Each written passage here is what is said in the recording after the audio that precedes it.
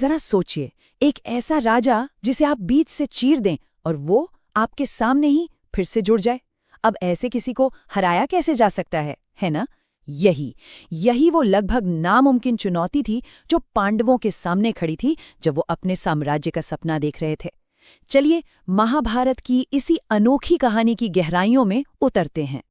एक ऐसे दुश्मन के बारे में सोचिए जिसे लड़ाई में आप हरा दें, उसे 2 टुकड़ों में फाड़ दें और फिर अपनी ही आंखों के सामने उसे वापस जुड़ते हुए देखें। मतलब ये कोई आम लड़ाई तो थी ही नहीं, ये तो एक पहेली थी। एक ऐसी पहेली जिसे सुलझाने के लिए सिर्फ ताकत नहीं बल्कि बहुत ही गजब की असाधारण बुद्धि की जरूरत थी। तो इस पूरी कहानी के सेंटर में है पांडवों के सबसे बड़े भाई युधिष्ठिर का एक बहुत बड़ा सपना। वो राजसूय यज्ञ करना चाहते थे। अब ये एक बहुत बड़ा अनुष्ठान होता था जिसे करने के बाद उन्हें सम्राट का खिताब मिलता, मतलब सभी राजाओं के राजा। ये एक तरह से दुनिया के सामने सत्ता के शिखर पर पहुंचने का उनका ऐलान था। लेकिन इस सपने के रास्ते में एक पहाड़ की तरह खड़ा था मगध का राजा जरासंध। वो इतना ज्यादा शक्तिशाली और प्रभावशाली था कि उसके जीते जी कोई और खुद को सम्राट कहने की सोच भी नहीं सकता था। एक तरह से कहें तो उसकी परछाई पूरे भरतखंड पर छाई हुई थी। और देखिए, जरासंध सिर्फ ताकतवर ही नहीं था, वो एक बहुत ही क्रूर, एक अत्याचारी राजा था। उसने 1-2 नहीं, पूरे 86 राजाओं को अपनी जेल में डाल रखा था और उसका प्लान उन सबकी बलि देने का था। तो ये सिर्फ एक राजनीतिक रुकावट नहीं थी, ये तो एक बहुत बड़ा अन्याय था जिसके खिलाफ खड़ा होना जरूरी हो गया था। अब युधिष्ठिर, जो धर्मराज के नाम से भी जाने जाते थे, वो तो जाहिर है शांति चाहते थे। लेकिन उनके भाई भीम और अर्जुन, जो महान योद्धा थे, उन्होंने उन्हें उनका क्षत्रिय धर्म याद दिलाया। उन्होंने समझाया कि एक राजा का काम सिर्फ राज करना नहीं होता, बल्कि बेकसूर लोगों की रक्षा करना और अन्याय को जड़ से खत्म करना भी होता है। तो इस बहस के बाद और खासकर कृष्ण की सलाह पर युधिष्ठिर मान गए। अब ये तय हो गया था, बात पक्की हो गई, जरासंध को खत्म करना ही होगा। अब सिर्फ बातें नहीं, एक्शन का टाइम था। लक्ष्य एकदम साफ था, मगध जाना और जरासंध का सामना करना। लेकिन सबसे बड़ा सवाल तो अब भी वहीं था, आखिर कैसे?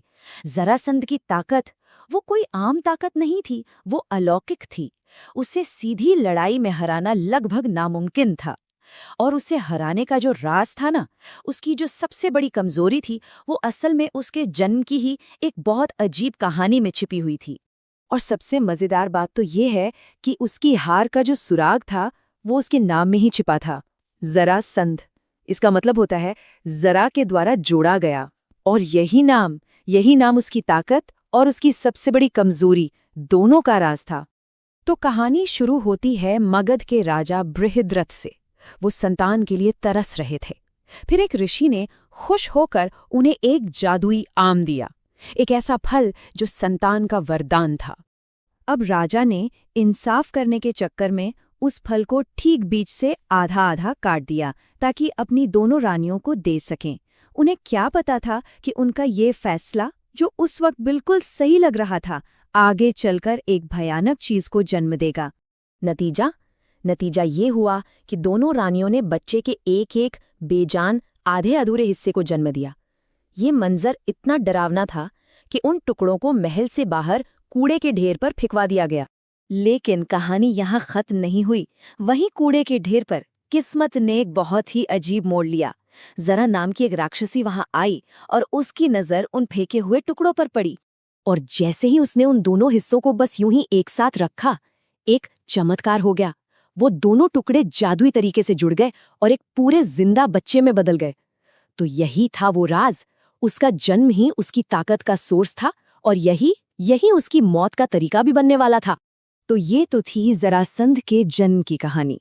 अब चलिए फास्ट फॉरवर्ड करते हैं और वापस आज के दिन में आते हैं, जहां कृष्ण, भीम और अर्जुन इसी राज को जानने के बाद अपनी खतरनाक योजना को पूरा करने के लिए मगध के दरवाजे पर खड़े हैं।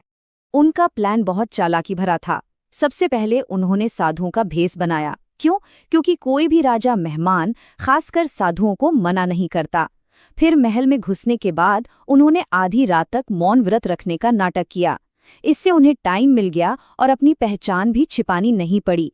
और फिर सही वक्त पर उन्होंने जरासंध को लड़ाई के लिए ललकारा। और बस यहीं से शुरू हुआ इतिहास का शायद सबसे लंबा और भयानक मल्लयुद्ध। 1 दिन 2 दिन नहीं, पूरे 14 दिनों तक बिना रुके भीम और जरासंध एक दूसरे से लड़ते रहे। दोनों की ताकत बिल्कुल बराबर थी। हर शाम दोनों बुरी तरह थक जाते, पर कोई भी हार मानने को तैयार नहीं था। 14वें दिन आते आते भीम की हिम्मत और उनका शरीर दोनों जवाब देने लगे थे। उन्हें ये साफ समझ आ गया था कि सिर्फ अपनी ताकत के दम पर इस दैत्य को हराना नामुमकिन है। और जब भीम की हिम्मत टूट रही थी तो उन्होंने मदद के लिए कृष्ण की तरफ देखा। अब कृष्ण बोल तो कुछ सकते नहीं थे, तो उन्होंने एक इशारा किया। उन्होंने जमीन से एक छोटा सा तिनका उठाया, उसे बीच से फाड़ा और फिर उन दोनों टुकड़ों को एक दूसरे से उल्टी दिशाओं में फेंक दिया। ये एक खामोश इशारा था, एक पहेली जिसे अब भीम को सुलझाना था। भीम को लगा कि वो इशारा समझ गए हैं। उन्होंने अपनी आखिरी बची हुई सारी ताकत लगाई और जरासंध को बीच से चीर दिया। लेकिन इससे पहले कि वो जीत कर जश्न मनाते, एक बहुत ही डरावनी चीज हुई। जरासंध के शरीर के दोनों हिस्से जिंदा थे। वो एक दूसरे की तरफ रेंगने लगे और पलक झपकते ही वापस जुड़ गए। जरासंध फिर से भीम के सामने खड़ा था, जैसे कुछ हुआ ही न हो।